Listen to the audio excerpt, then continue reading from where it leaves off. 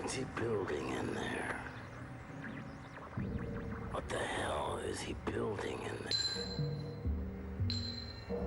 there? It had taken Enron 16 years to go from about 10 billion of assets to 65 billion of assets.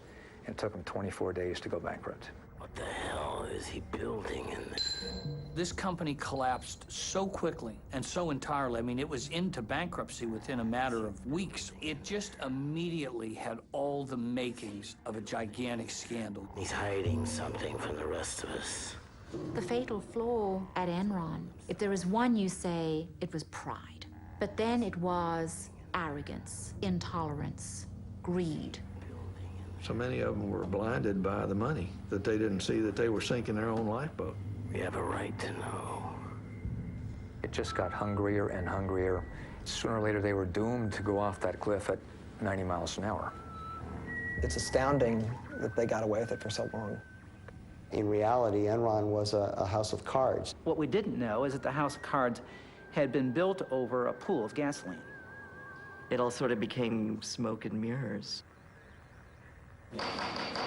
Committee will come to order. This is a case of America's largest corporate bankruptcy. The question here is what happened, who was responsible for it happening, and what can we do to prevent this sort of thing from happening again?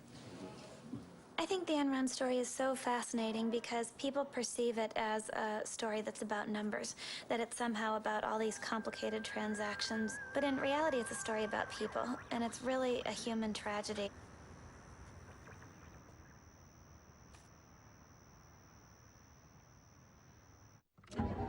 Mama may have, Papa may have, but God bless the child that's got his own, that's got his own. Yes, the strong gets more while the weak ones fade. Empty pockets don't ever make the grade. Mama may have, Papa may have, but God bless the child that's got his own, that's got his own. Money, you got lots of friends crowding round the door.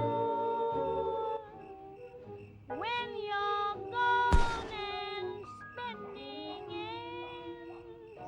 On this date at 2:23 a.m., Sugarland Police discovered John C. Baxter located inside his vehicle with an apparent gunshot wound to the head. At this time, it has been a suicide note located. Sir, can you give us any indication whether this was related to Enron's bankruptcy? We do know that he was an Enron employee, but as far as any other indications of why he committed suicide, no, we do not.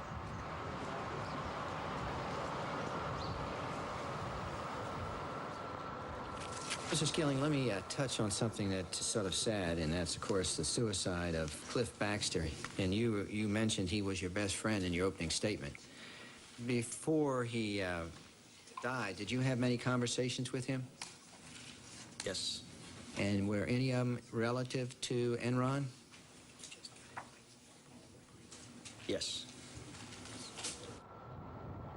There's no one that knew Cliff toward the end that didn't realize that he was heartbroken by what had happened. And Cliff came over to my house, and he said, they're calling us child molesters. He says that will never wash off. But, Mr. Skilling, you don't believe that. I don't believe what? You don't believe that the press and everybody calling Cliff Baxter or yourself or anybody on the board of directors denigrating or tainting you, you don't think it's accurate. It's what you're saying to us here today. I do not believe, I did not do anything wrong that was not in the interest, and all the time that I worked for Enron Corporation, that was in the interest of the shareholders of the company. Ultimately, who was responsible for the downfall of Enron? Only a few years ago, Enron was the nation's 7th largest corporation, valued at almost $70 billion. Pundits praised the company as a new business model. This trading floor was manned by America's best and brightest, charting the futures of energy and power. And high above each with a private staircase, Ken Lay and Jeff Skilling had built their own plush staterooms. They were known as the smartest guys in the room, captains of a ship too powerful to ever go down. In the Titanic, the captain went down with the ship. In Enron, it looks to me like the captain first gave himself and some friends a bonus, then lowered himself and the top folks down in the lifeboat, and then hollered up and said, by the way, everything's going to be just fine. Like Skilling, Ken Lay said he hadn't done anything wrong. Word with you real quick, or CNN? Really not this morning, thank you. Beyond the financial issues, some suspected a political conspiracy. Enron had been the largest corporate contributor to the first presidential campaign of George W. Bush. This is not a political issue. It is a business issue. You know, Enron had made contributions to a lot of people around Washington, D.C. And if they came to this administration looking for help, they didn't find any. To say no help here is like I did not have political relations with that man, Mr. Lay. What about the fact that George W. Bush calls Ken Lay Kenny Boy? That's my nickname for my husband, which he overheard. So it wasn't original with the president? It certainly wasn't. According to published reports, your husband earned about $300 million in compensation and stocks from Enron over the last 4 years. What happened to all that money? It's gone. It's gone. There's nothing left. This is the shredded evidence that we got that came out of Enron. We very quickly determined that the insiders had sold off $1 billion of their stock in the preceding several months. Did you convert stock worth $66 million? I don't know, but I don't Would that have be the records surprising with to me. you to learn that you did that? No, that would not be surprising. Mr. Fasto got only $30 million in stock proceeds from Enron, but he took another $30 million out with his side deals. I think there was just an immediate sense of outrage at Lay and Skilling and Fastow when people realized how much they had profited and how completely artificial the appearance of this company had been. News of shredding at Enron raised more questions. What answers were lost in the torn documents? 20,000 employees had lost their jobs. $2 billion in pensions and retirement funds had disappeared. Was Enron the work of a few bad men or the dark shadow of the American dream?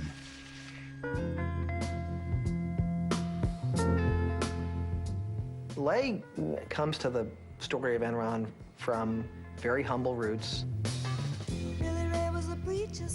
My father was a Baptist minister, and he was ordained a Baptist minister while I was very young, probably 2 or 3 years old. Ken Lay was a Baptist preacher's son in a family that had been poor all its life.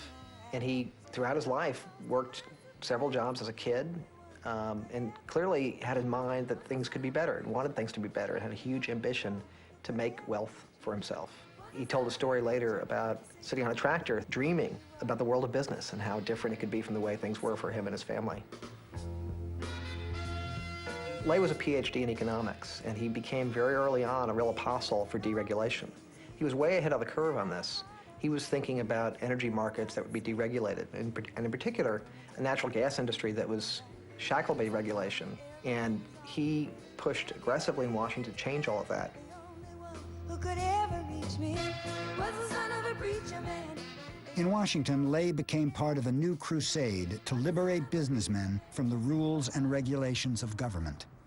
Government is not the solution to our problem. Government is the problem. The societies which have achieved the most spectacular, broad-based economic progress in the shortest period of time are not the most tightly controlled, not necessarily the biggest in size, or the wealthiest in natural resources. No, what unites them all is their willingness to believe in the magic of the marketplace. That old black magic has me in its spell. The magic power of deregulation pushed Ken Lay to found Enron in 1985. Through a merger of vast networks of natural gas pipelines, Lay thought Enron would be poised to take advantage of the government's decision to let gas prices float with the currents of the market. Ken Lay had a view of deregulation from the standpoint of all the money that he thought could be made. Ken Lay wasn't alone. A couple of Texas oilmen shared his views on how to get government out of the energy business. I think they could sort of understand each other. It was, professional courtesy between a sidewinder and a timber rental snake. Lay was closer to the father, but while he was governor of Texas, George W. Bush was only too happy to make phone calls for Ken Lay. This absolutely has no precedent. This is by far and away the most important major relationship of a presidential family with a single corporation in American history. When Rich Kinder, one of Enron's executives, left the company, Lay arranged for a video Valentine. Rich, I've been asked to think of one thing I could say to you on your departure from Enron, and it'd be this. Don't leave Texas. Well, Rich, you have been fantastic to the Bush family. I don't think anybody did more than you did to support George. And of course, at this stage in my life, and Barbara's too, that's what really matters, your family and your friends. Early on, George Bush Sr. helped secure billions in government subsidies for Enron International. And he helped promote Lay as deregulation's ambassador at large. Enron is a company that deals with everyone with absolute integrity. We want people to leave a transaction with Enron thinking that they've been dealt with in the highest possible way as far as integrity and truthfulness. He always wrapped himself in the cloak of moral rectitude. But there was one episode early on that raised questions about whether he was actually walking the walk. This was the Enron oil scandal, also known as the Valhalla scandal.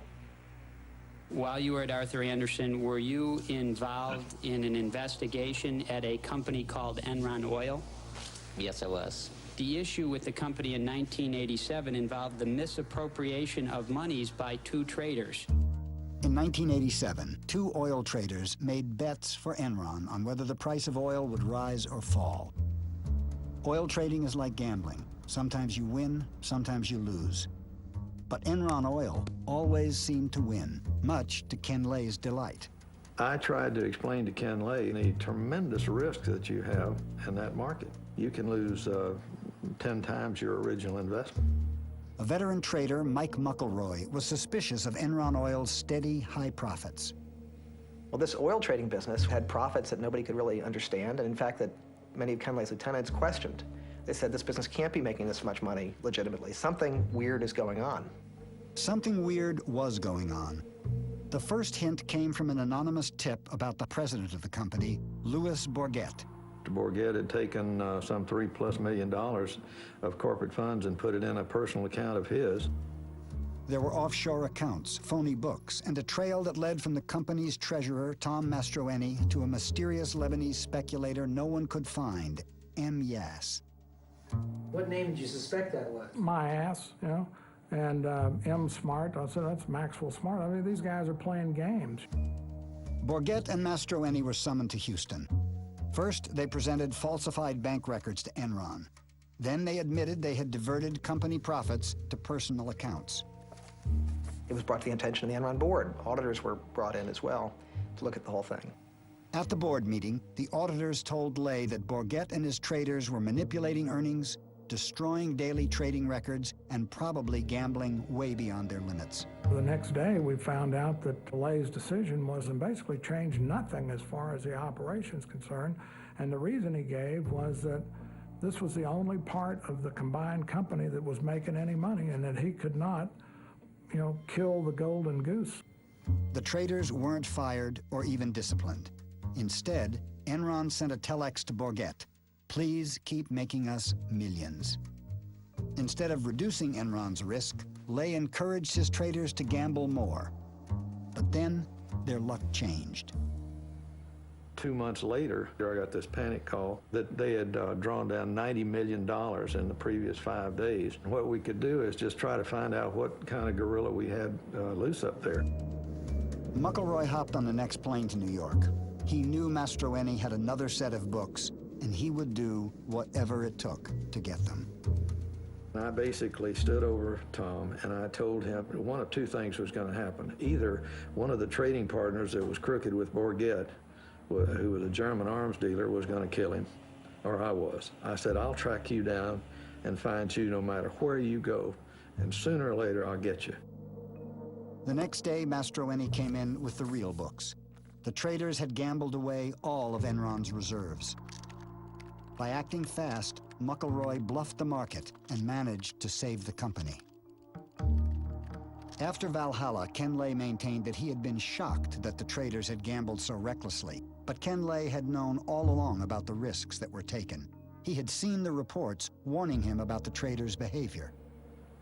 Since the fall of Enron, Ken Lay has said he can't be responsible for things he didn't know about. Sounds like what he said about Valhalla. Do you believe that he didn't know? I can answer only for one. I can answer for Valhalla because Ken Lay did in fact know about this thing because I had told him myself. The auditors adamantly told Mr. Ken Lay that the 2 rogue traders should be fired. Lay read the report and he read his budget and estimated how much the 2 rogue executives made, and if they were fired, what he could lose. My conclusion was that this guy is a guy who puts earnings before scruples rather than reacting to the dishonesty right in front of him. Mastroeni received a suspended sentence. Bourget was convicted of fraud and spent 1 year in jail. With his biggest moneymaker now behind bars, Ken Lay had a problem. Who could he find to make money for Enron? Every year, every day, every week, you have to come up with new ideas. I'm going straight to the top. Whoa. Ken Lay saw in Jeff Skilling the guy who had the answer to what the future of the natural gas business was supposed to be. Ken Lay is also a guy who considers himself a visionary, and he liked other people he thought of as visionaries. He liked people with big ideas, and Jeff Skilling was a person with the biggest ideas of all. Jeff Skilling's biggest single idea was to find a new way to deliver energy. Rather than be bound by the physical flow of the pipeline, Enron would become a kind of stock market for natural gas. It was a magical new idea. Transform energy into financial instruments that could be traded like stocks and bonds.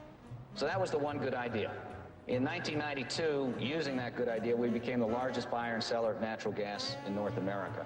Jeff was like the prophet. He came in and said, there's a whole new world out there. Forget about this pipeline stuff, you know, the state pipeline in the ground and gas in and gas out. We can recreate this entire industry. An attorney from Vinson & Elkins, Amanda Martin was one of the first executives hired by Jeff Skilling and became part of his inner circle. The excitement was palpable. You cannot imagine how proud we all were to be there. And then, of course, we had a leader who imbued us with a sense of confidence that if we were smart, anything could be accomplished. And then the bottom line, we began to make money. And that in and of itself was a reaffirmation that this could be big. Skilling saw the opportunity to build an industry new and to start a business from scratch, but he had one specific condition that had to be met before he'd join Enron, and it was that he'd be allowed to use a certain kind of accounting known as mark-to-market. Arthur Andersen signed off and the SEC approved it. I remember walking in and going, what's going on? And Causey and everybody, I mean, everyone was so excited, and in came the champagne, and we'd got mark-to-market accounting treatment. And I often think about how clear my memory was about that event, and that was the beginning of a major cog in the downfall, ultimately, of Enron. Mark-to-market accounting allowed Enron to book potential future profits on the very day a deal was signed. No matter how little cash actually came in the door, to the outside world, Enron's profits could be whatever Enron said they were. Very subjective. And very, it left it open to manipulation. And they were saying that we're going to sell power out of this power plant in 10 years for X dollars per kilowatt. And there was no way anybody could prove that they could do it. Well, hey, good Rich, morning. how are you? Finally, Good to great, see you. Jeff. Yeah. Good to see you, Todd. Sit down. We've been working hard on this, and we've really pulled out all the stops. Look what we got. Origination. We did $20 million last year. We think we can do $120 million this year. Trading. We did $10 million last year. We think we can do 64 this year. This is the key. We're going to move from mark-to-market accounting to something I call HFV, hypothetical future value accounting. Whoa! If we do that, we can add a gazillion dollars to the bottom line. Whoa, Jeff! All right, that sounds fantastic. Oh, Jeff, thank you. That's just superb performance. And you're gonna go far, my boy. Probably president of the company one day. You think so? I think! He really believed that the idea was everything, and that when you came up with an idea, you should be able to book the profits from that idea right away. Because otherwise, some lesser man was taking the profits from the idea that some greater man had come up with in the past. When Jeff Skilling applied to Harvard Business School, the professor asked him if he was smart. He replied, "I'm fucking smart." One of his favorite books was The Selfish Gene, about the ways human nature is steered by greed and competition in the service of passing on our genes. At Enron, Skilling wanted to set free the basic instincts of survival of the fittest. Jeff had a very Darwinian view of how the world worked. He was famous for saying once in Enron's early years that money was the only thing that motivated people. Skilling's notion of how the world should work really trickled down and affected everything about how Enron did business. He instituted a system known as the PRC, or Performance Review Committee. It required that people be graded from a 1 to a 5, and roughly 10% of people had to be a 5, and those people were supposed to be fired. Hence, this came to be known as rank and yank. I personally am convinced that the PRC process is the most important process that we conduct as a company. I've never heard of a company yet that would be successful terminating 15% of their people every year just to satisfy the fact that the other employees had to vote on them. And so when you're being evaluated by that group, you are getting direct communication from Ken and me about what the objectives of the company are and how you fit with those objectives. It was a brutal process. The ability for a 25-year-old to go in and to be reviewed and to be superior, and as a consequence, get a $5 million bonus. I don't think that's repeated in many places in corporate America. Our culture is a tough culture. It is a very, very aggressive culture. 8 million on new deals. At Enron, no one was more aggressive than the traders. If I'm on the way to my boss's office talking about my compensation, and if I step on somebody's throat on the way, that doubles it, well, I'll stomp on the guy's throat. You know, that's how people work. On the trading side, we got to be the biggest, baddest house in town. And by necessity, if you wanted to be in the market, you had to deal with Enron. Try to reconcile your big numbers here. Enron's traders were like the super powerful high school clique that even the principal doesn't dare to rein in. They had become the major engine of at least reported profits at the company. They took Jeff Skilling and Ken Lay's belief in free markets and turned it into an ideology. But they pitch it almost as a new economic religion. Enron Online will change the markets for many, many commodities. It is creating an open, transparent marketplace that replaces the dark, blind system that existed. It is real simple. You turn on your computer, and it's right there. That's our vision. We're trying to change the world.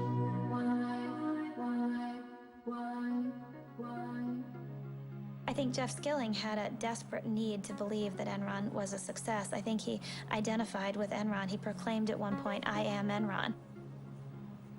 The other thing about people at Enron is a lot of them were former nerds, and including Jeff Skilling. He had been paunchy, he had big glasses, losing his hair, and Jeff Skilling one day kind of woke up and decided to change himself. And he started working out, lost a lot of weight, but he really did remake himself through sheer will and force of personality.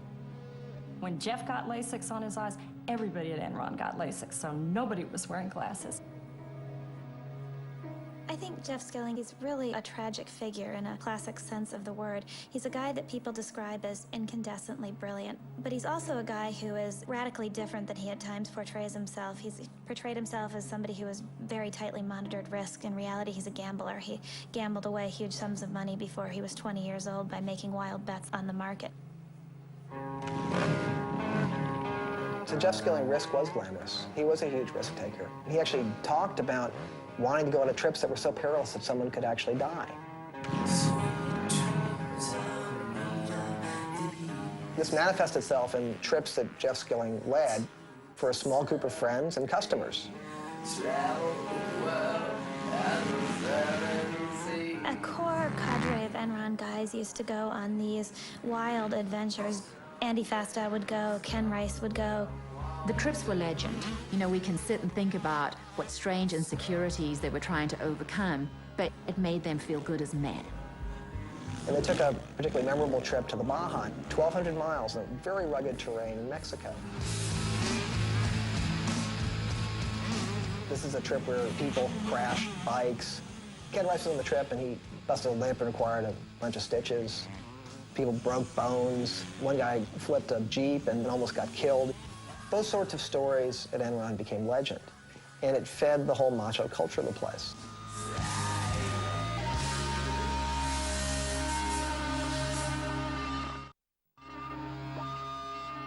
Jeff Skilling had a way of describing people that he liked. He said, I like guys with spikes. He liked somebody with something extreme about them.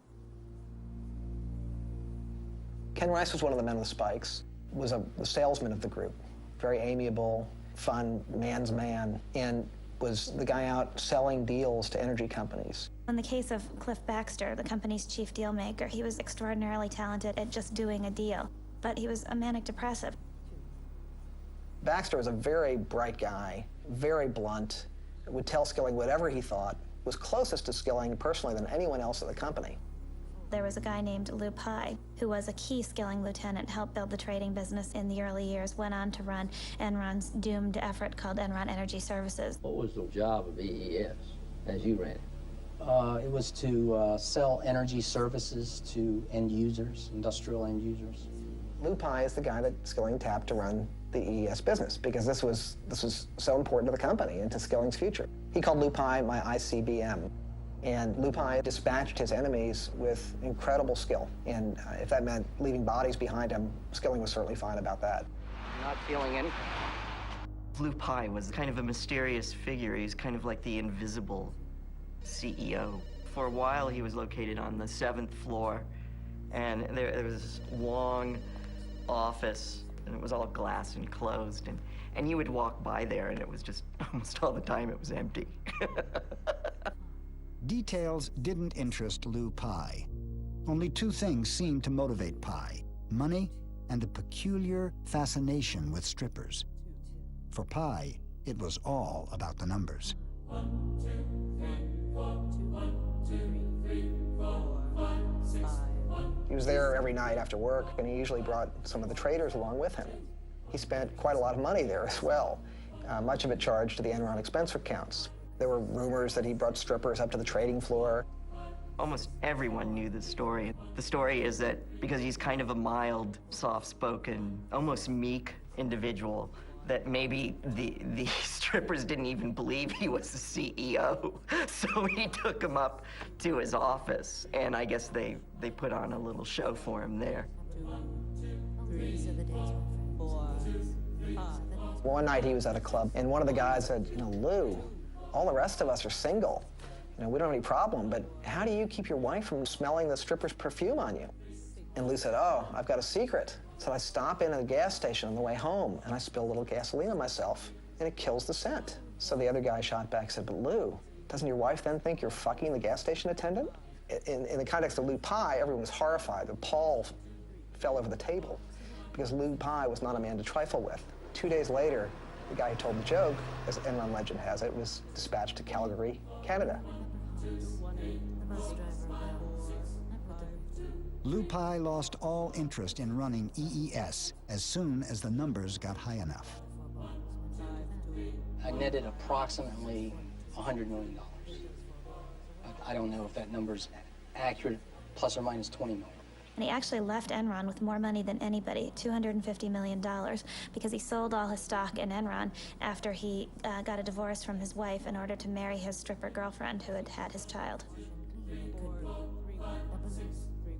His exit from Enron was as mysterious as his presence there.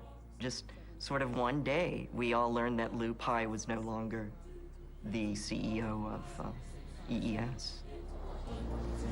Though Lou Pye flew away from Enron with $250 million, the divisions he left behind lost a total of nearly $1 billion. But Enron managed to disguise that fact. Lou Pye became the second largest landowner in Colorado.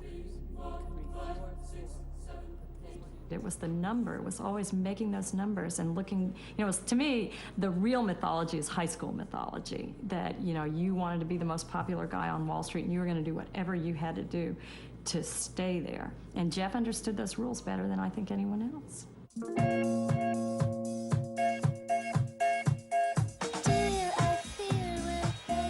Americans are making a lot of money in stocks. The stock market soared to near record highs yesterday. The stock market continued its bull run Thursday. The Dow rose at nearly 61 points. Even the person with very little disposable income all of a sudden began to play in the stock market because nobody could fail, because stock prices were just going up and up and up. Another day, another record. And the internet and technology stocks just going wild. Gained more than 100 points to close at 7,895.81, the highest finish ever. It was a time where we had the biggest bull market in the history of the world. Ken Lay was right there acting as a cheerleader. Obviously, our stock has been doing very well. I think there's a fairly good chance we could see this stock price double again over the next year to 18 months.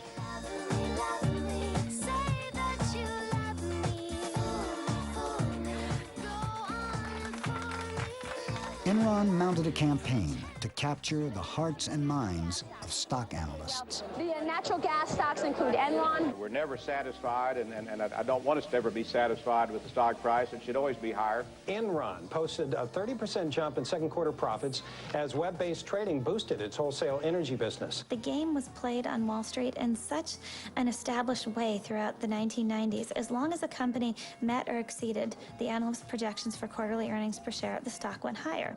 The game was called pump and dump. Top execs would push the stock price up and then cash in their multi-million-dollar options. People at Enron got paid in large part through stock. Everyone had a huge stake in seeing the stock price go up. And it was driven very clearly by the profits every single quarter. They're exceedingly conscious of that. Skilling was, and everyone else in the company was. They posted the stock price on the elevator. You were surrounded by the health of the company. What's the stock price doing? We were consumed by it. This company was fixated on its stock price and fixated on a massive public relations campaign to convince the investment community that they were new, different, innovative, almost heralding a new era of corporate enterprise. Come work for us! We encourage our people to do new things, try new things, experiment, step out. We begin by attracting the kind of people that are more comfortable in an environment of change. You know, when you work for Enron, you're going to see the newest thinking. You're going to see the newest markets opening up. Enron Online, a fabulous, fabulous story. Probably put on. They were so good at their acting that they convinced corporate America that they were smarter than anyone else. Alan, with our sincere thanks and admiration, we are pleased and indeed honored to award you the Enron Prize for Distinguished Public Service. Power business continues to grow up 25%. They continued to sell the company as being a very stable place where it could predictably increase profits 10 to 15% a year. In fact, to get to those numbers, Enron was doing all sorts of questionable things, taking enormous risks. We like risk because you make money by taking risk.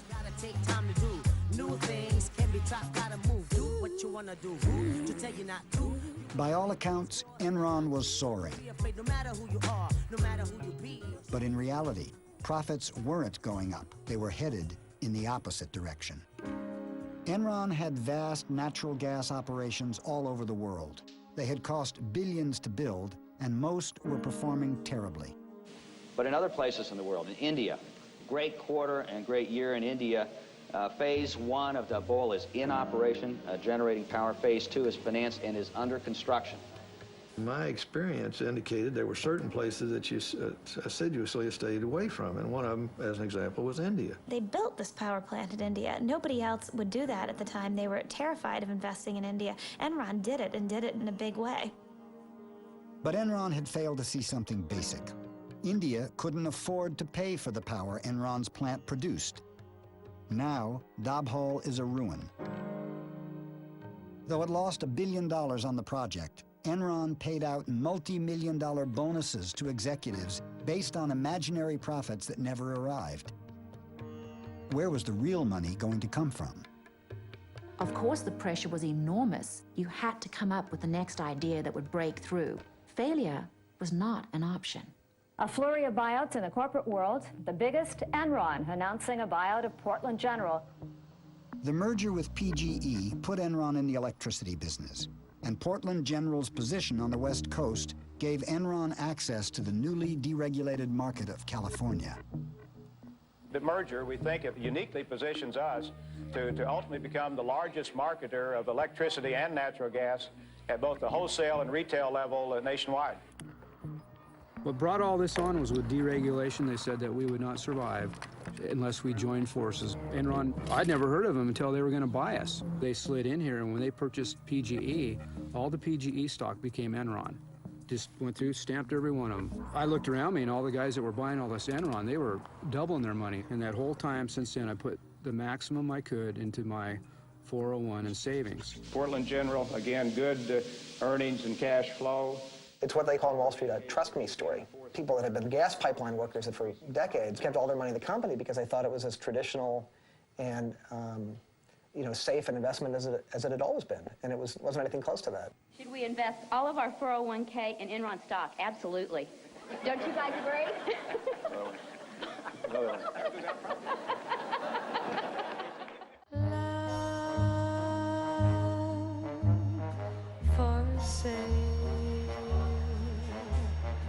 Enron is a big winner today. One of the things that fascinated me was that almost all of the Wall Street analysts who covered Enron had buy ratings or strong buy ratings on the company's stock. Why were the analysts blinded to the company's deceit? We relied on the information that was available at the time. I trusted the integrity of the company's certified financial statements and the representations of the company's management. And we've been absolutely upfront with the analysts. Jeff Skilling was the critical component in creating the Enron illusion.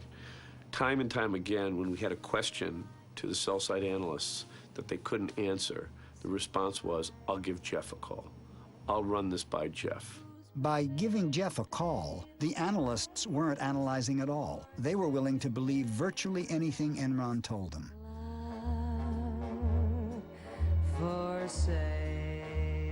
Most of the analysts right now have a target price on us from $100 to $115 a share. Any analyst who didn't buy the company line became an enemy of Enron. Enron's CFO, Andy Fastow, had his eye on John Olson, one of the only analysts skeptical of the Enron story. Enron loved analyst strong buy recommendations. Merrill was informed by Fastow, either you get somebody who is on board with us and has a strong buy recommendation and loves us at the same time, or we don't do any business with you. I knew that my days were numbered. This is an abuse. Merrill Lynch fired John Olson.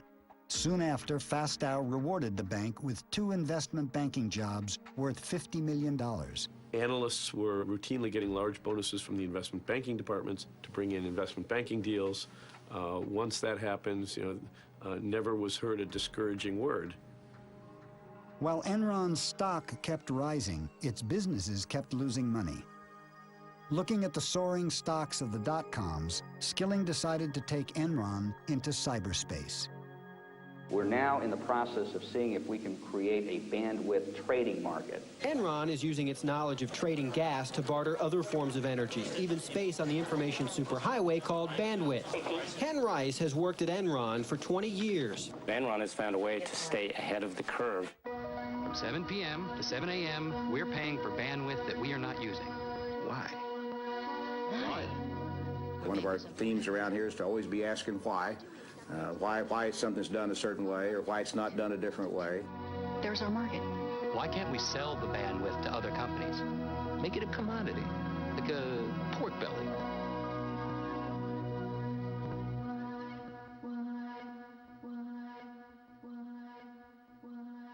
Just last week, Enron captivated Wall Street with its bold move into broadband, teaming up with Blockbuster to deliver movies on demand. It was like being at a religious cult meeting. People started jumping up from their seats with their cell phones and their BlackBerries, running out to the halls to call their bosses. One analyst summed up his recommendation to investors in one word: wow. Enron's stock soared 34% in 2 days. And you can tell from the response in the stock market that They like the strategy. It makes sense. They announced that they had developed the technology. It would be in test markets by the end of the year. And the technology works. The quality is great, and the customers like it, so we've made a lot of progress. The truth was that Enron was just struggling with the technology for video on demand. The technology didn't work, and the deal with Blockbuster soon collapsed. But with the magic of mark-to-market, Enron used future projections to book $53 million in earnings on a deal that didn't make a penny. By the end of the year 2000, Enron was running out of ways to make the broadband business look successful. They'd tried every trick in the bag to try to create the illusion of a business where there was none, and the people who were working there were getting increasingly desperate. The executives started selling their stock. By Enron's collapse, Ken Rice had sold $53 million. Ken Lay had sold $300 million. Cliff Baxter, $35 million. Jeff Skilling, $200 million. As the fraud is perpetuated, all the various lies and artifices begin to convince the ringmaster, if you will, himself, that it's this own bizarre reality. That in fact, the fraud is the reality. The perception is the reality. And as long as you can keep the perception going on, it really isn't a fraud. You spoke about bandwidth trading. What about weather options or futures? How is that market developing? Yeah, we have a market in weather. When Enron announced its latest plan to trade weather, people wondered whether it was good science or science fiction. Did the weather guys get punished here if the weather is wrong? I mean, they're predicting. Do you have any whip marks on your back there, Mike? Well, unfortunately, that's a good call. Jeff, as time went on, had a harder time admitting things were wrong. And I have to believe that, you know, when the lights went out at night, he knew what was coming.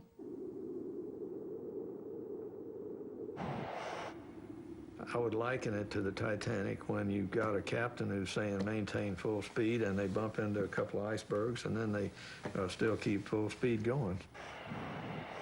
The captain of this ship, Enron, he ignored all the warning signs, and there were plenty of them. And the captain of the ship was? Kenneth Lay.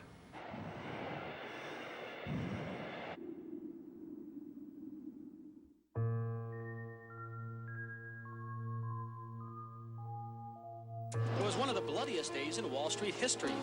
Shares plummeted 31%. Tech stocks led Friday's fierce sell-off. This is really a great wake-up call. Millions of nervous investors following the huge drop on Friday. The Dow Jones... Enron was especially a big deal by the end of the year 2000 because by then most internet companies had already begun to fall and everybody on Wall Street was looking for the next big thing. And here you had Enron, which appeared to be this shining star of a new economy company. Its stock price went up 90% in the year 2000 and had gone up over 50% the year before that. It was an it stock on Wall Street, one of those companies that can seemingly do no wrong.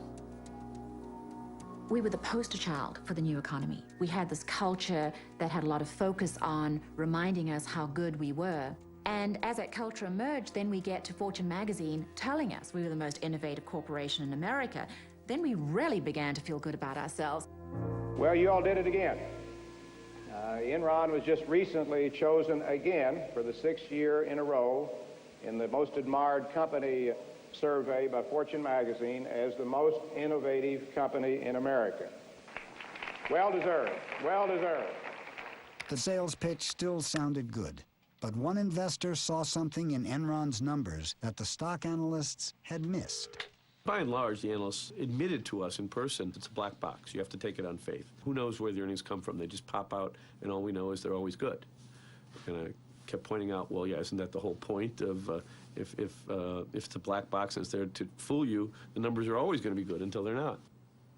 I'm not a beat reporter, so I would have had no reason to look at Enron, but Jim Chanos mentioned to me that I should take a closer look at Enron's financial statements, and it wasn't clear from Enron's financial statements that there was fraud here, but what was clear is that something didn't add up. In March 2001, Bethany McLean, a reporter with Fortune magazine, first raised questions about Enron's financial condition. She asked a simple question in the article that no one could seem to answer. How exactly does Enron make its money? You got very upset, didn't you? I very specifically remember the telephone conversation that I had with the Fortune reporter. She called up and started asking some very, very specific questions about accounting treatment on things. I am not an accountant, and I could not answer them. He became really, really agitated. He said that people who raised questions like this were just trying to throw rocks at the company, and that I was not ethical because I hadn't done enough homework. And if I had done enough homework, I would understand how off-base my questions were. Mr. Skilling, it appears as if you were trying to bully someone who was asking very basic questions about Enron. I said to her, I have got 6 minutes left before I have to be in a meeting, and I can't get into the details, and I'm not an accountant.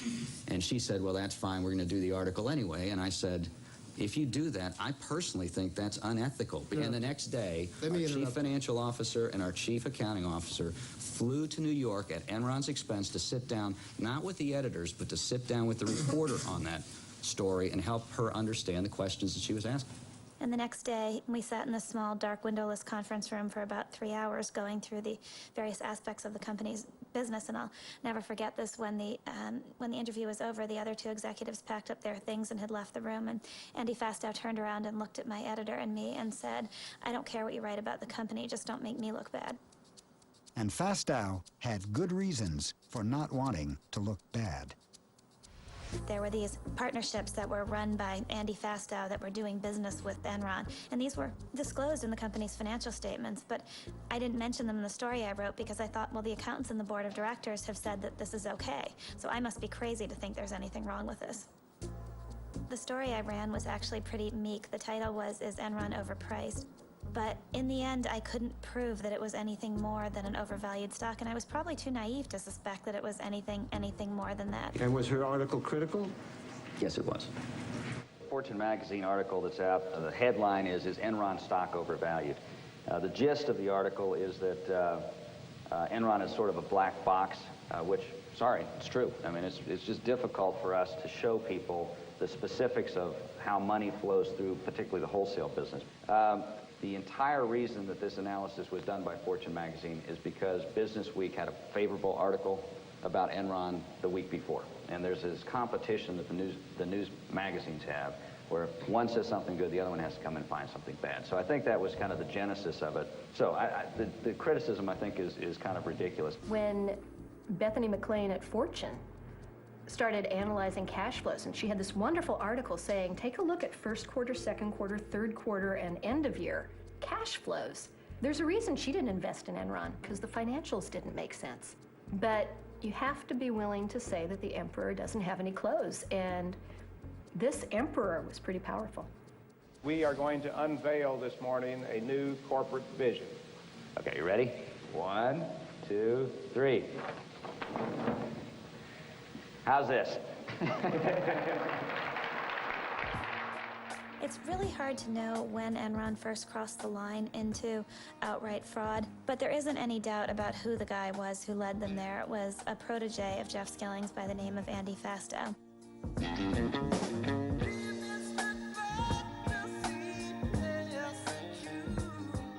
Andy Fastow was Enron's chief financial officer. His job was to cover up the fact that Enron was becoming a financial fantasy land. Enron essentially was losing money on a cash basis year after year, and yet it was reporting profits. So it was defying the laws of financial gravity, and the way it was doing it was with something called structured finance. And the maestro of all that at Enron was Andy Fastow. Andy was very young. He was hired by Jeff Skilling probably before he was even 30, and he idolized Jeff Skilling, and he certainly wanted to please the boss. To please the boss, Fastow had to figure out a way to keep the stock price up by hiding the fact that Enron was $30 billion in debt.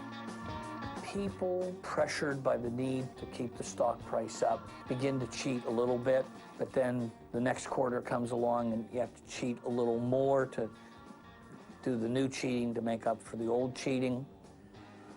And before long, you've created a momentum that now you can't stop. Fastow created hundreds of special companies to perform a magic trick, prop up Enron's stock by making its debt disappear. To outside investors, it looked like cash was coming in the door. In fact, Enron was just stashing its debt in Fastow's companies where investors couldn't see it. It was black magic. It really was. You were pulling some rabbits out of a hat.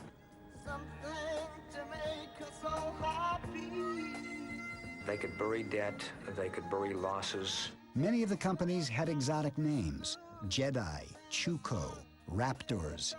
LJM was Fastow's most ambitious creation. It would work magic for Enron, and it would allow Fastow to conjure $45 million for himself.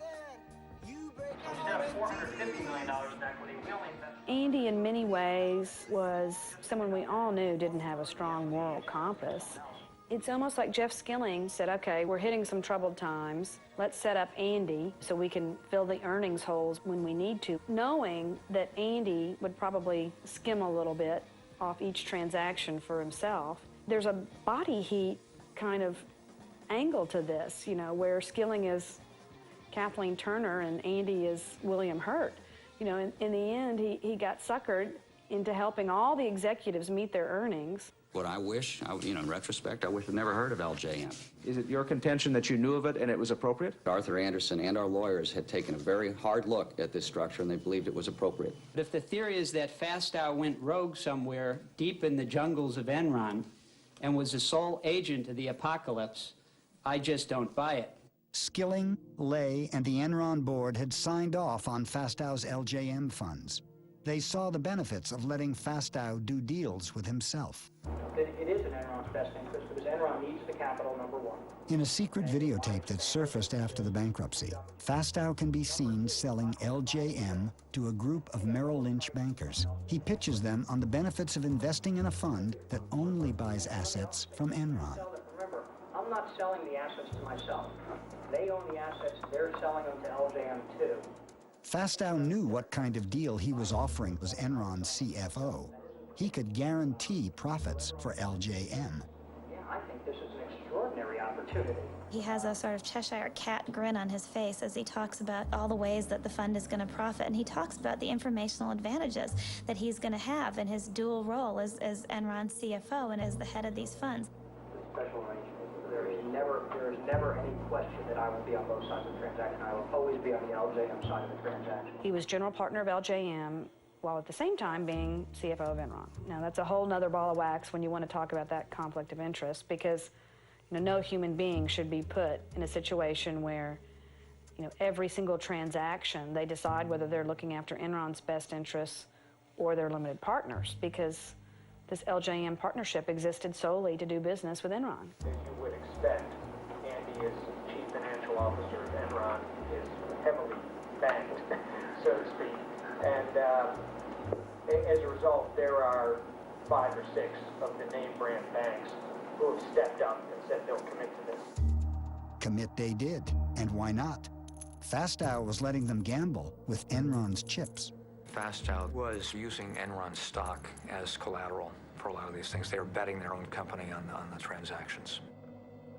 With a prospect of returns that would exceed 2,000%, 96 individual bankers invested in LJM, and America's major banks put up as much as $25 million each. It's sort of a who's who of Wall Street. J.P. Morgan Chase, CS First Boston, Citibank, Merrill Lynch, Deutsche Bank. These are some of the premier investment banks in the world. Hard for us to poke holes in this. Good. Yeah. It's just amazing how skilled Enron and Andy Fastow were at working Wall Street, playing on Wall Street's greed in order to get money out of them. To quote Lenin, they were the investment bankers' useful idiots. As disturbing as Enron's own misconduct is the growing evidence that leading U.S. financial institutions not only took part in Enron's deceptive practices, but at times designed, advanced, and profited from them. The Enron fraud is the story of synergistic corruption. There are supposed to be checks and balances in the system. The lawyers are supposed to say no. The accountants are supposed to say no. The bankers are supposed to say no, but no one who was supposed to say no said no. They all took their share of the money from the fraud and put it in their pockets. Enron paid its advisors well. In 2001, the accounting firm Arthur Anderson received $1 million a week.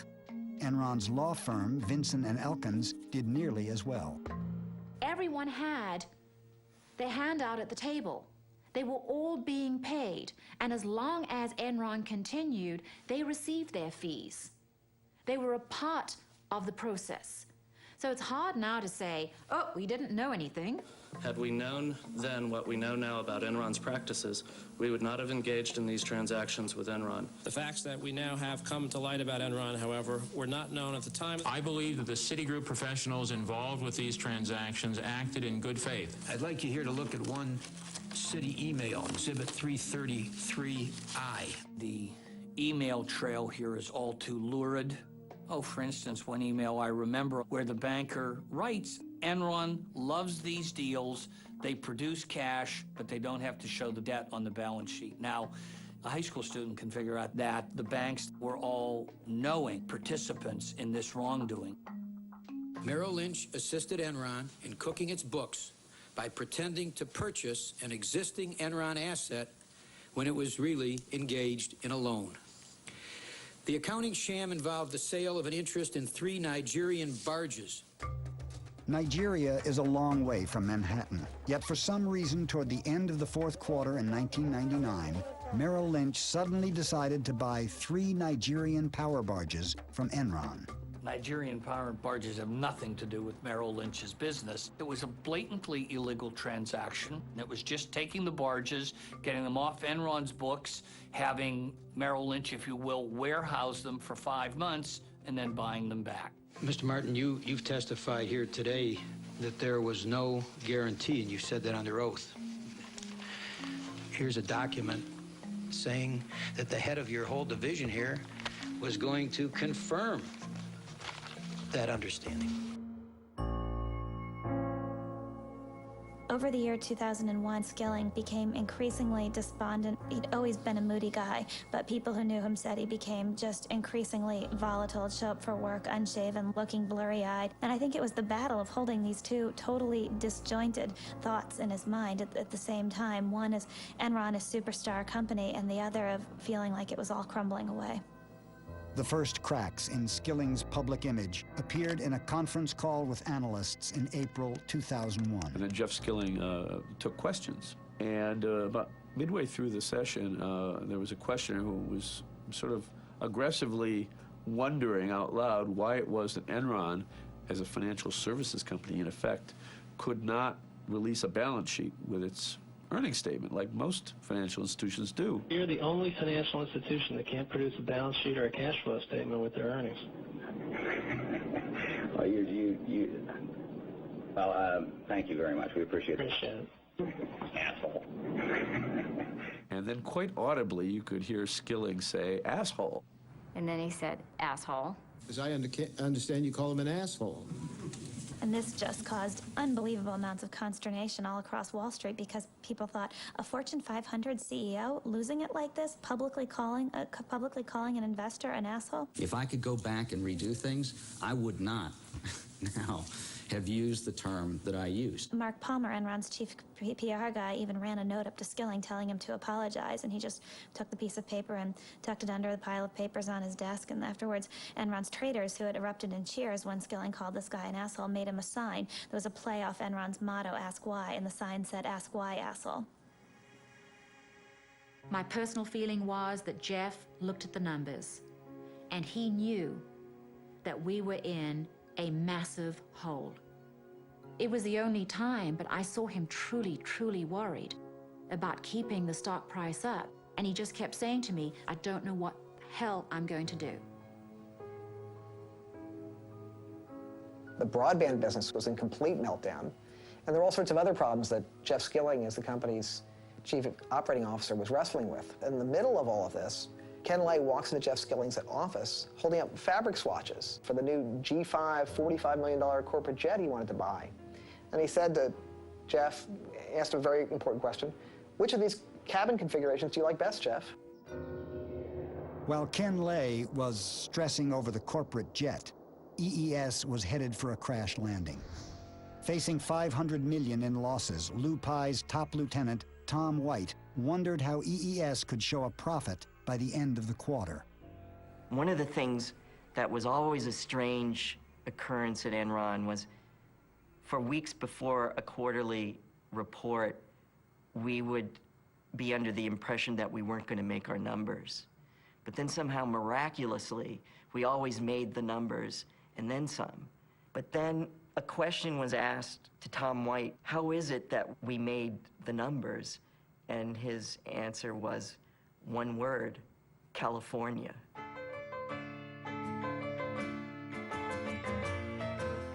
California, here we come. The first clues to Enron's new strategy hit California with a jolt. It started at noon, rolling across the state. Sacramento, San Francisco, Beverly Hills, Long Beach, San Diego. 26,000 miles of California power lines, enough to circle the earth. But for the second day in a row, not enough electricity for America's largest state and the world's sixth largest economy. The first thing we heard about this energy crisis is, well, our lights are going to go off in the middle of winter when we're using half the electricity we normally use during the summer. The Bay Area got hit by not one, but two rolling blackouts today. We only need 28,000 to 30,000 megawatts in December. We have an installed capacity in California at the time of 45,000 megawatts. Plenty of power to meet our electric demand. Of course, we had blackouts in December. The people who control California's power grid say once again they're worried about having to black out the northern half of the state. When the rolling blackouts started in California, there was definitely a lot of excitement in the air. It was something new. It was something that hadn't been encountered before. It was, how is this event going to affect the price of power?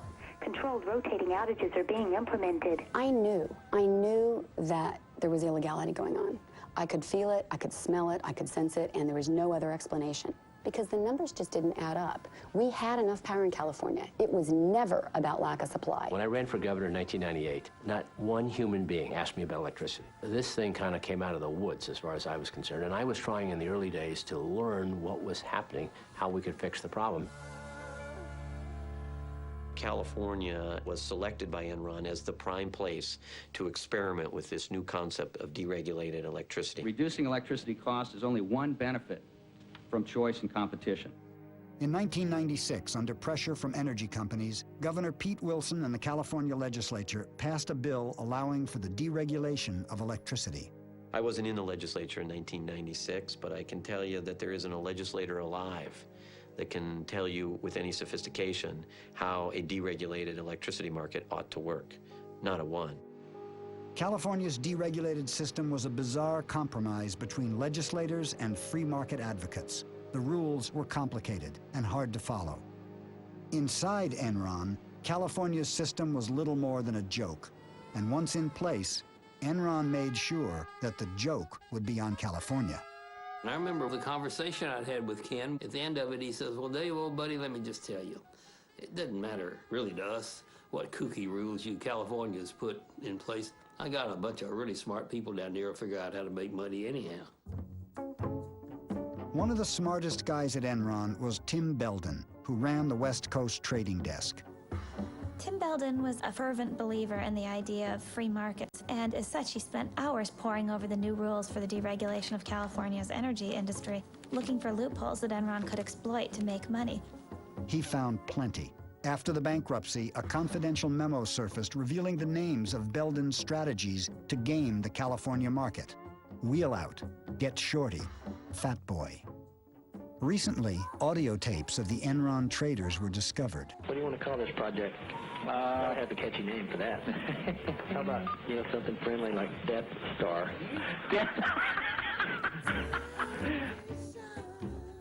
The tapes revealed Enron's contempt for any values except one, making money.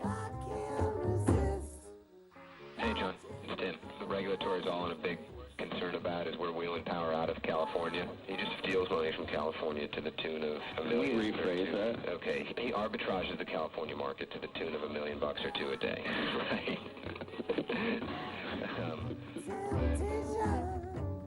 An arbitrage opportunity has been defined to me as any opportunity to make abnormal profit. So an abnormal profit would be returns above and beyond the norm. I was told that a good trader is a creative trader, and a creative trader is a trader that can find arbitrage opportunities. One of those opportunities was called Ricochet. I'll see you guys. I'm taking mine to the desert. In the midst of the energy shortages, Enron traders started to export power out of the state. When prices soared, they brought it back in. So we fucking export like a motherfucker. You're getting rich. Trying to. Traders would stay after a 12-hour shift and pore over maps of the Western energy grid. What are the permutations and combinations of ways to move power around the West? And I think that's something that Enron knew better than any other energy marketer in the country, period. We know all of the California imports. We know all of the California load. We're getting pretty spoiled on with this money. You said you were getting a little scared. We're making a little too much, and I tend to agree with you. These are two traders, Traders. This is what they say. What we did was overbook the transmission line we had the rights on and said to California utilities, if you want to use the line, pay us. By the time they agreed to meet our price, rolling blackouts had already hit California, and the price for electricity went through the roof. Did you have any knowledge that this was happening? The only thing that I'm aware of, Senator, is there was a difference of opinion on the rules of the independent system operator. It was just set up. The rules weren't quite clear. We have traders here from Enron who were saying they did something wrong, but you don't see anything wrong. I have one last question, and then I am done. Traders soon discovered that by shutting down power plants, they could create artificial shortages that would push prices even higher. Hey, this is David up at Enron. There's not much demand for power at all, and if we shut it down, could you bring it back up in 3 or 4 hours? Oh, yeah.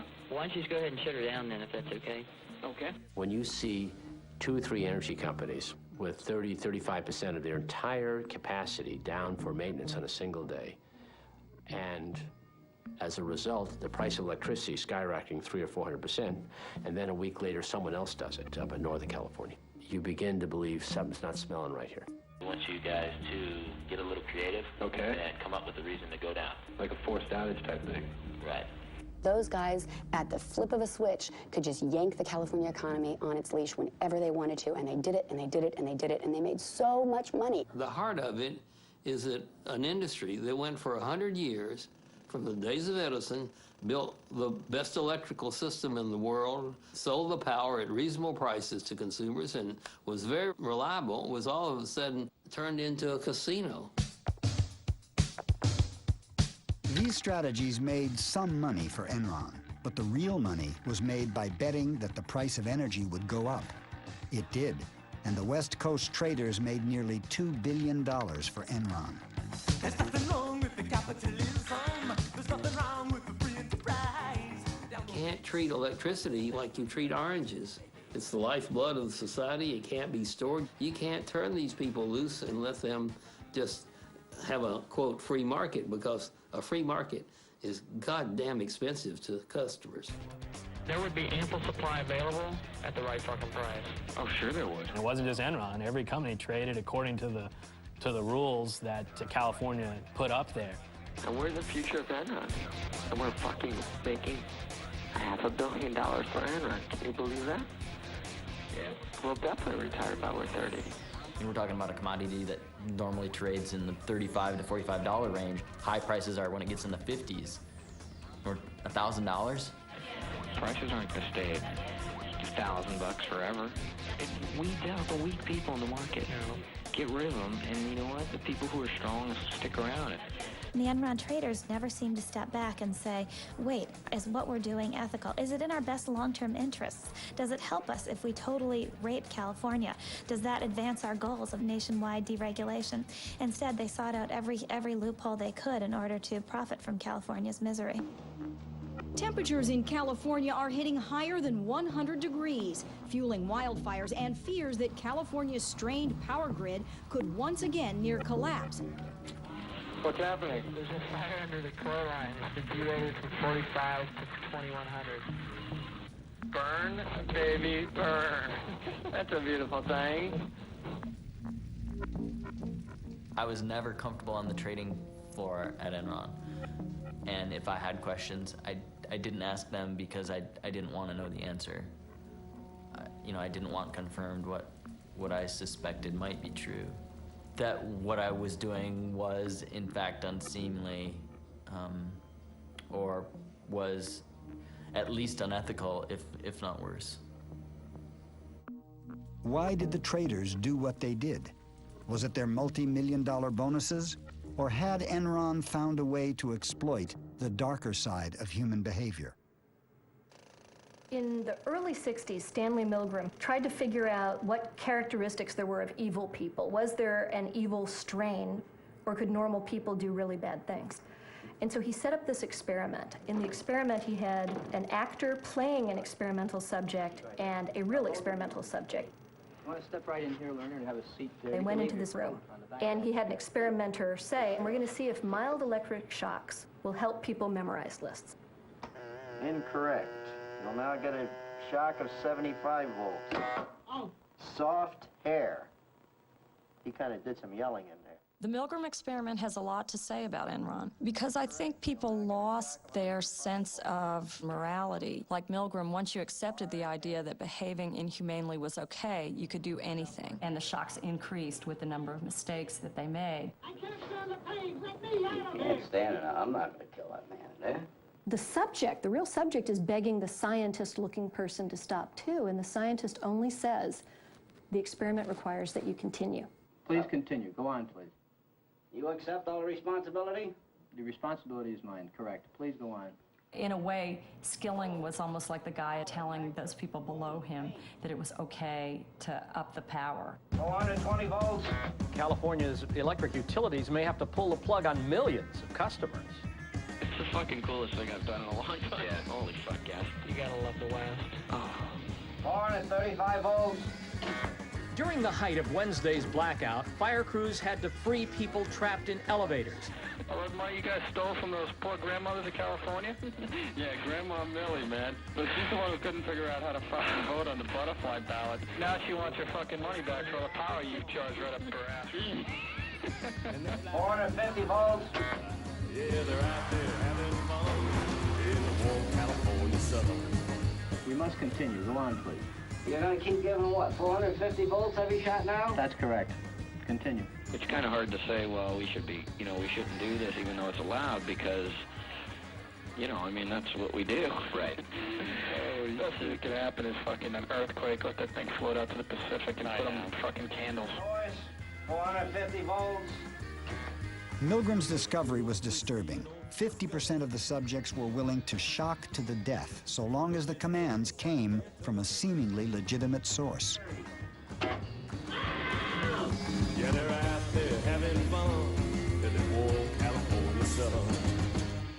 Tonight I'm declaring a state of emergency in California to give the state the authority and the resources to keep the lights on in California. The governor, who's been basically capitulating to the demands of the energy companies and the utility companies, needs to put his foot down. We wanted the governor to send in the state police or the National Guard to seize control of the power plants and put them back online. And I thought we didn't have to take over every plant. We really only had to take over one, because then they would know he meant it. I'm going to get the $9 billion back that Enron, Dynergy, and Reliant stole from us and get it back to you.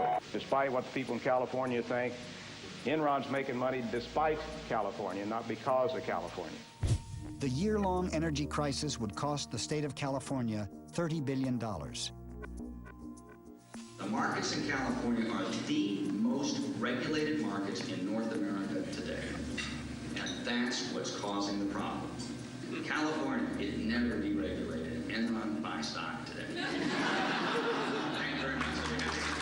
We are doing the right thing. You're the good guys. We are the good guys. We are on the side of angels. Oh, I can't help myself. You know what the difference is between the state of California and the Titanic? And this is being webcast. I know I'm going to regret this. At least when the Titanic went down, the lights were on.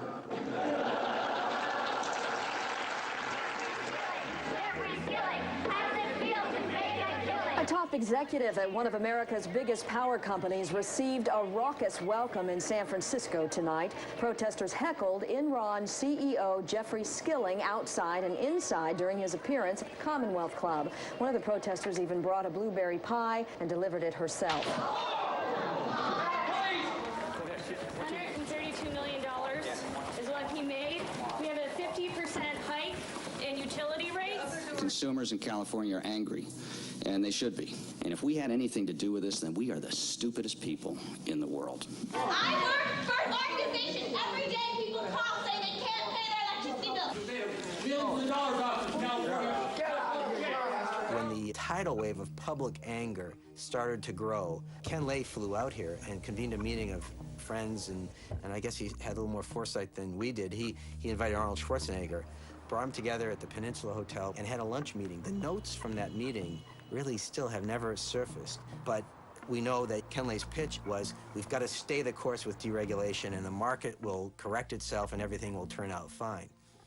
Now, at the time, we didn't understand really why he was so concerned, but now we do. The fact is that Ken Lay was out here because he understood that Enron itself was a house of cards, and if deregulation were to collapse, that Enron itself would collapse.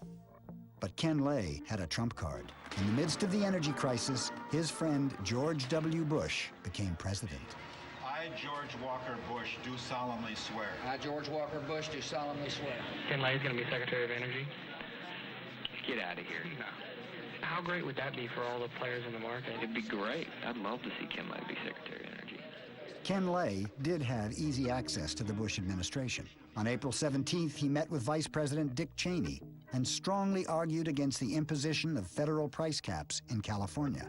We're doing everything we can to help in California on a short-term basis. There's not a lot you can do. You can't manufacture kilowatts in the West Wing of the White House. We're fighting with both hands tied behind our back. We no longer have the power to stop this. If the federal government doesn't help us, we're a dead duck. At the time, Gray Davis was a likely candidate to run for president. Ken Lay knew that might give his friend George Bush a political reason to oppose California's appeals for federal price controls. They know full well my administration's belief that price controls will not solve the problem. His view was that the federal government really shouldn't get involved. This is California's problem. And I'm saying, with all due respect, Mr. President, our law said the federal government regulates this. So it is your problem. And you make appointments to the Federal Energy Regulatory Commission. So we had a polite but spirited discussion on that. And he says, I just can't be of help to you on that. As I said from the very beginning of my administration, we'll work to help California in any way we can. And the best way we can is to be good citizens. FERC, the federal agency which regulates energy in America, refused to intervene. What was FERC doing, and why was it not taking action? The chairman of FERC was Pat Wood, the man Ken Lay had personally recommended for the job. It was easy for FERC to do Enron's bidding because all they had to do was do nothing, which they did very well. Federal regulators are being pressured to act by the now Democratic-controlled Senate, where hearings... A Democratic Senate forced FERC to impose regional price caps. That ended the energy crisis, but not the political one. Did Ken Lay and George Bush have a political agenda to blame the energy crisis on Gray Davis? Hello? It's one of those only in California stories. The state's unpopular governor, Gray Davis, beset by an ailing economy and a $38 billion budget deficit, faces possible recall. And rumored as a possible replacement for Davis, movie star Arnold Schwarzenegger. The Terminator? We'll see whether he's back or not. Gray Davis has terminated opportunities, and now it's time we terminate Gray Davis.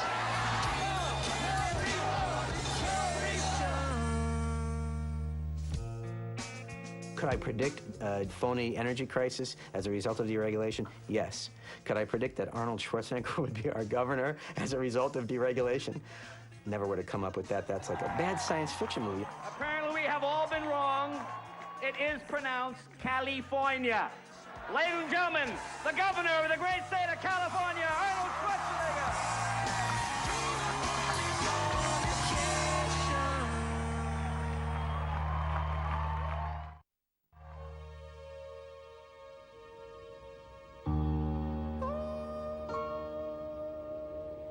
We could just hear rumbles all the way up and down Main Street here and all throughout the city that things were very difficult at Enron. One guy who a year before had come to me and said, I'm working for Enron, I was very excited, but within a year was waking up every night with nightmares.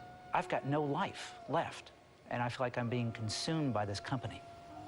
As doubts began to surface about the company and the erratic behavior of its CEO, Enron's stock began to fall. I remember one of the most poignant meetings I'd ever had with Jeff. I had left Enron, and I had come over to talk about whether or not I would return to Enron. I said, Jeff, you've got a real problem. The traders, they will cut your throat if they think it will get them to the trough sooner. Jeff was silent.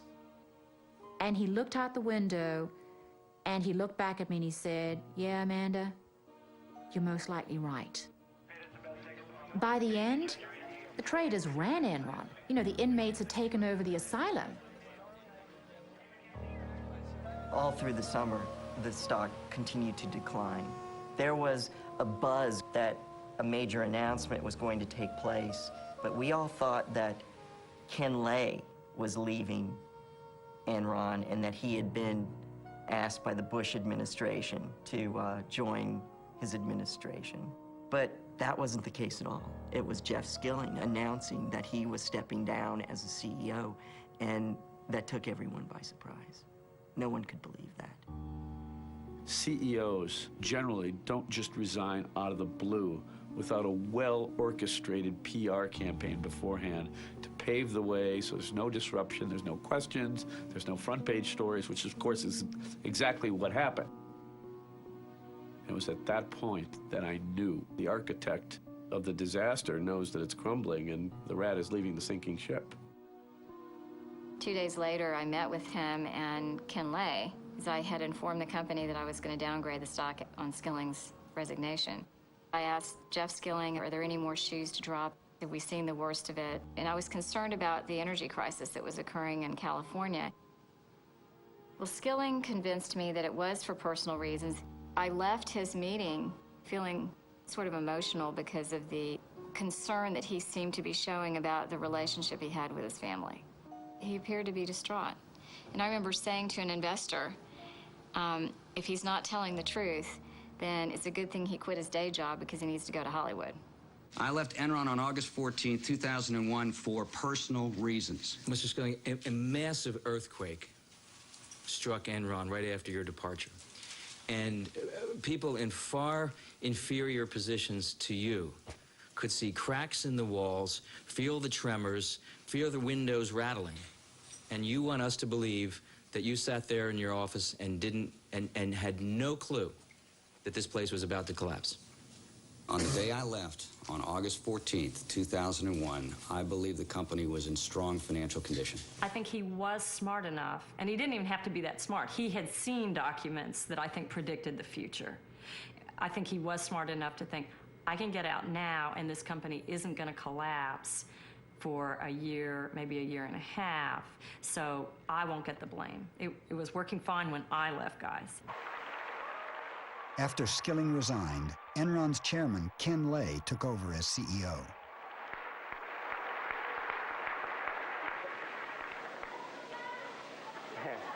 Boy, I didn't expect that. But thank you. Thank you very much. Well, I'm delighted to be back.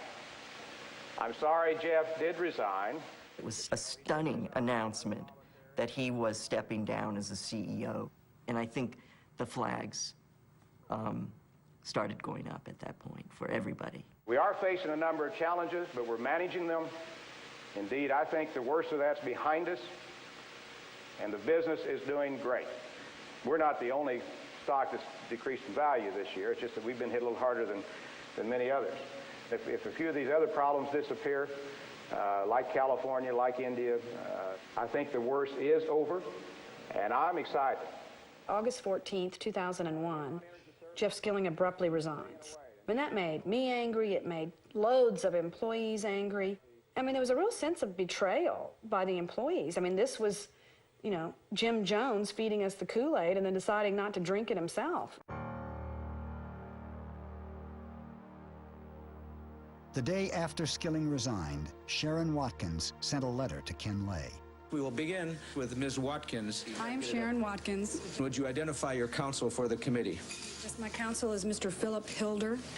When you hear the story for the first time, it's unbelievable. What Sharon was telling me was more than accounting irregularities as such. I mean, it was a massive fraud of enormous proportions. In mid to late June of 2001, upon the resignation of Cliff Baxter, I went to work directly for Mr. Fastow. It has evolved to the corporate crime of the century. I was highly alarmed by the information I was receiving. What Sharon Watkins discovered began the unraveling of Fastow's complex partnerships. Andy put me in charge of this asset listing, and there were about a dozen assets that had been hedged with one of Andy's entities, the Raptors. And so I was working with a spreadsheet, and the math just didn't add up. It didn't make sense to me. I mean, accounting doesn't get that creative. I couldn't believe that Arthur Andersen had signed off on it. I couldn't believe that so many people were going along. Behind Fastow's partnerships were enormous guarantees of Enron stock. Fastow had gambled Enron's future on the hope that its stock would never fall. My first reaction was that I should warn Kinley. The day after Skilling left, I sent this one-page anonymous letter. But within a week, I was meeting with Kinley. I'd identified myself in the hopes of really making my point that Enron needed to address this situation. I mean, companies rarely get away with cooking the books, but when they do survive, it's when they come clean, not when they're exposed from the outside. Ms. Watkins, I went Ms. Watkins did not talk to me, Senator. Well, Ms. Watkins said Clifford Baxter told her that he met with you repeatedly to express his concern. Cliff and Andy they didn't like each other. They had a very strained personal relationship, and Cliff's issue had nothing to do with the appropriateness or inappropriateness of the transaction. I'd mentioned Cliff Baxter in these memos. And I remember I made the comment to him, well, you're one of the good guys. You were one of the people fighting against this, and it'd be all right. And he said, oh, I don't think it's going to be all right for any of us involved in this. When I started working on the book with Sharon, I was interested in writing about a whistleblower. People don't really appreciate what she did and the bravery that it took in that company. Andy Fastow would not have put his hands in the Enron candy jar without an explicit or implicit approval to do so by Mr. Skilling. I can't for the life of me see what basis she would have for suggesting that I would know some of that. I mean, how would she know that? And I don't see that it's at all inconsistent that there would be some things I don't know if some people purposely kept me from knowing some things. I felt like I was one lone voice within Enron saying, look, we've committed horrible fraud. And of course, all hell broke loose. Within 6 short weeks, Enron was spinning out of control. Probably in more normal circumstances, I would have had a few more words to say about September the 11th. Just like America's under attack by terrorism, I think we're under attack. And of course, now we've got the SEC inquiry, informal inquiry. The SEC launched an investigation when the Wall Street Journal published articles revealing Fastow's murky deals. Enron announced massive financial restatements. Investors began to worry that billions in mark-to-market profits were really losses. As you can, of course, see, the underlying fundamentals of our businesses are very strong. Indeed, the strongest they've ever been. But regrettably, that's not what Wall Street is focusing on, and I doubt that's what you're focusing on. This inquiry will take a lot of time on the part of our accountants and lawyers and others, but it will finally put these issues to rest.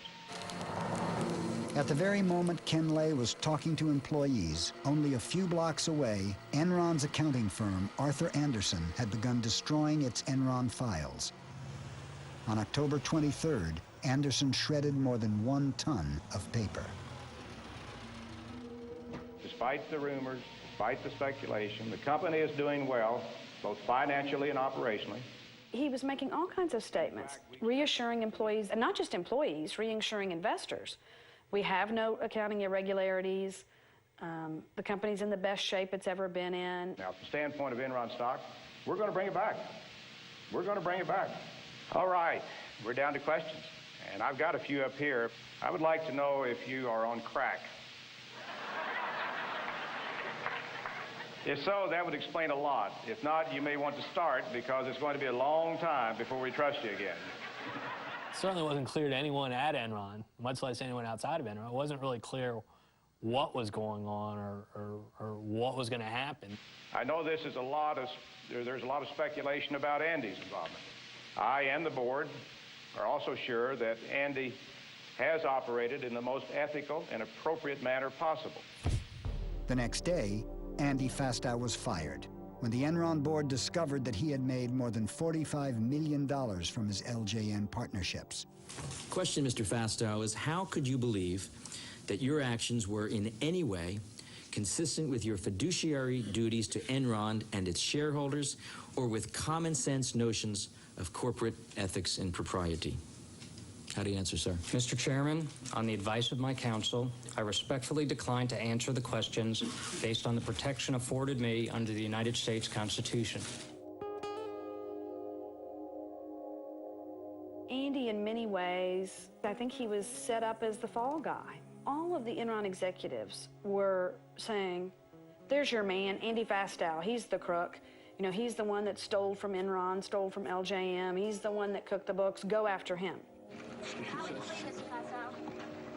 I've thought about this and thought about this, and it couldn't have just been a few executives at Enron that made this happen. If you think of the banks involved, Chase, Morgan, Citibank, the billions in loans, Arthur Anderson. What about Vincent and Elkins, the lawyers that represented us? There had to have been complicity across the board because it was all too easy.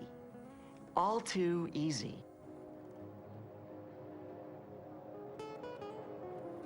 The Enron collapse was an enormous tragedy. This is a company that had over 30,000 employees, and clearly in a company that size, you have a lot of senior officers that have a lot of authority in which you place enormous trust. Clearly in this case, there was at least one, Andy Fastow, that betrayed that trust. To the extent that I did not know what he was doing, that he obviously didn't share with me what he was doing, then indeed I cannot take responsibility for what he did. I never heard him say I take responsibility for a thing. Sounded to me like the wonderful movie Chicago. I was reminded of the puppet strings and the dancers and the tap dancing and pointing at the gun, the gun, the gun. I mean, everybody's in step but Johnny. I continue to grieve, as does my family, over the loss of the company. Linda and I saw our net worth reduced from several $100 million down to something less than $20 million on a net worth basis. And of course, as you said, about $1 million or less in liquidity. I don't know whether I'd be rather be shot as a crook or as an idiot. I believe the only venue for me is the ride of broken dreams. Oh, you mean the Enron ride? Let's go. Enron hit the national psyche. It hit it as sort of the time-tested lesson, and that is if it looks too good to be true, sometimes it is. We're all gonna be rich! We broke even!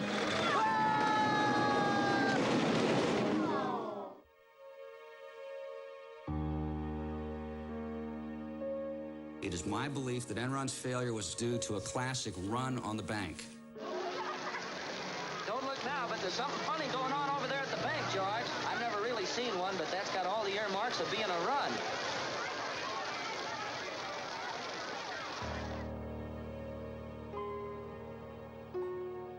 On December 2nd, 2001, less than 4 months after Skilling's resignation, Enron declared bankruptcy. I remember it was just a strange kind of a surreal day. We learned around 9:30 about the bankruptcy and that we were all being let go. We all felt like we were on the Titanic and the last lifeboats had long gone and we were just now on the sinking ship. We had 30 minutes to leave the building, and at that point, it was no longer like being on the Titanic. It was kind of like being on the Lusitania. The torpedo had hit, and there's 20 minutes to get out. There was a lot of disbelief. Very few of the rank and file people ever dreamed that Enron would actually go bankrupt.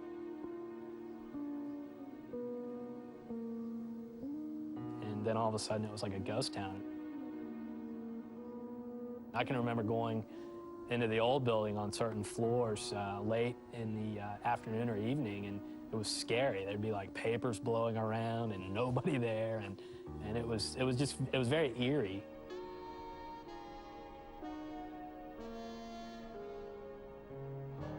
Mr. Skilling, your opening statement was extremely compassionate to the employees. And I want to show you a tape, and I believe we have it ready to go. Listen to this. Should we invest all of our 401k in Enron stock? Absolutely. Don't you guys agree? Why is it that you had begun unloading your stock pretty heavily before that date, and yet led the employees to think they should keep buying stock? Ms. Senator, I have been a major shareholder in Enron Corporation, and you can take the videotape to mean what you want it to mean. I was a supporter of Enron Corporation. You know what happened to those people. They lost everything. I feel terrible about what happened to the employees. Well, at one time, things were really rosy for us, and we all had some really nice-looking 401ks and pensions, and it peaked, and then it just started going down and went lower and lower and lower. At the peak, I had about $348,000, and I sold it all for $1,200. Was what I got for it when it was done. While Enron's stock was plummeting, the retirement accounts of Enron's rank-and-file workers were frozen. We were frozen out of our accounts. It was right about $32, I believe. And over that time, from when it was frozen to when it opened up, I think it went down to $9, and we could not access it. And what came out later that was so bad was the fact that Ken Lay and Skilling and all the top people were moving their money then, but we couldn't. The insiders had sold off $1 billion of their stock. Compare that to the lineman who worked for a state-owned utility company for most of his life, put away money each month, and what's he have to show at the end of the day for his years of hard and decent labor? He gets a big goose egg. And Pi is out in Hawaii somewhere with $350 million in the bank. That's wrong.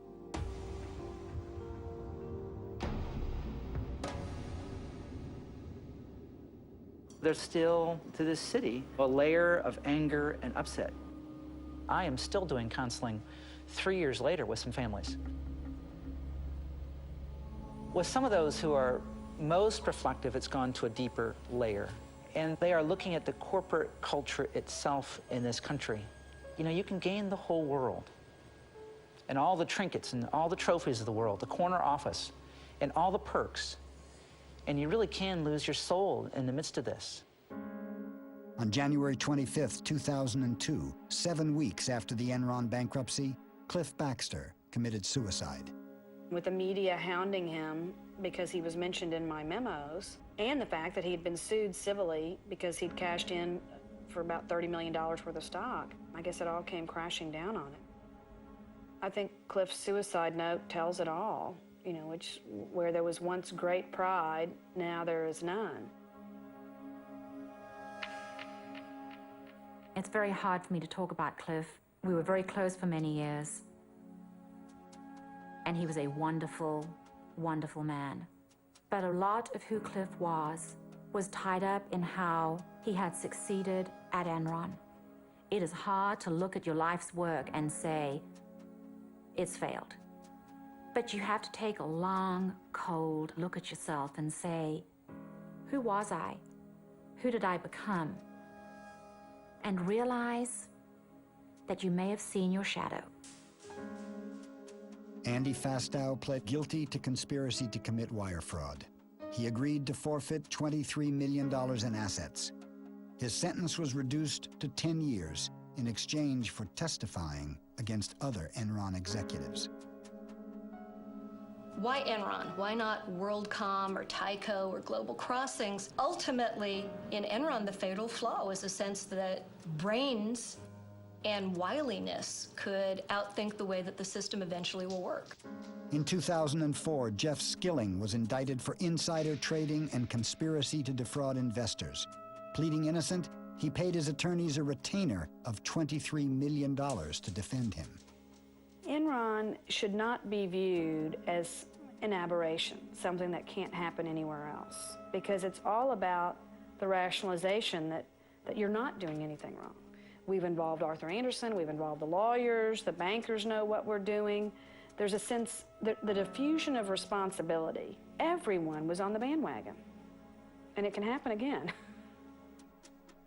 Enron's accounting firm, Arthur Andersen, was convicted of obstructing justice. With its reputation for honesty destroyed, America's oldest accounting firm fell along with Enron, and 29,000 people lost their jobs. Enron shareholders are suing Enron and its banks for $20 billion. Ken Lay was also indicted for conspiracy to commit fraud. His attorney maintains that no one has been hurt more by the Enron bankruptcy than Ken Lay. Well, they didn't show up this morning. With today's arrest of Ken Lay, the top echelon at Enron has now been called to account for their crimes. Mr. Lay, you have anything to say, sir? A little later today, I'll help. Looking at Enron is like looking at the flip side of so much possibility, because like most things that end terribly, it didn't start out that way. It started with a lot of people who thought they were changing the world, and over time they became victims of their own hubris, victims of their own greed, and so it's like taking so much promise and possibility and looking at it in a mirror and seeing the flip side reflected back at you. I think the larger lesson was what Enron asked of its employees, which was ask why. And, you know, I didn't ask myself why enough. I didn't ask managers why enough. I didn't ask my colleagues why enough.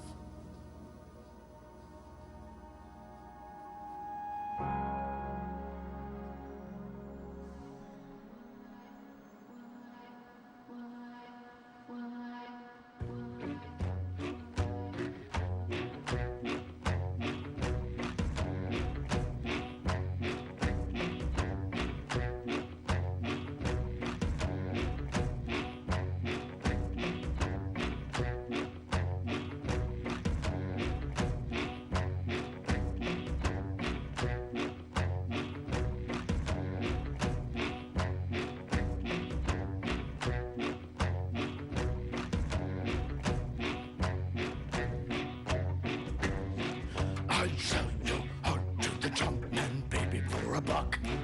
For a buck. If you're looking for someone to put you out of that ditch, you're out of luck. You're out of luck. Ship is sinking. The ship is sinking. The ship is sinking. There's a leak in the boiler room. The poor, the lame, the blind. Who are the ones that we kept in charge? Killers, thieves, and warriors. God's away, God's away, God's away on business, business. He gave us a new star, a new kind of Western, a new way of looking at the movies. We salute Sergio Leone, the Italian who invented America, on demand now from Sky Documentaries. It's all over. It's all over. It's all over. And there's a leak in the boiler room. The poor, the lame, the blind. Who are the ones that we kept in charge? Killers, thieves, and lawyers. God's away, God's away, God's away on business, business.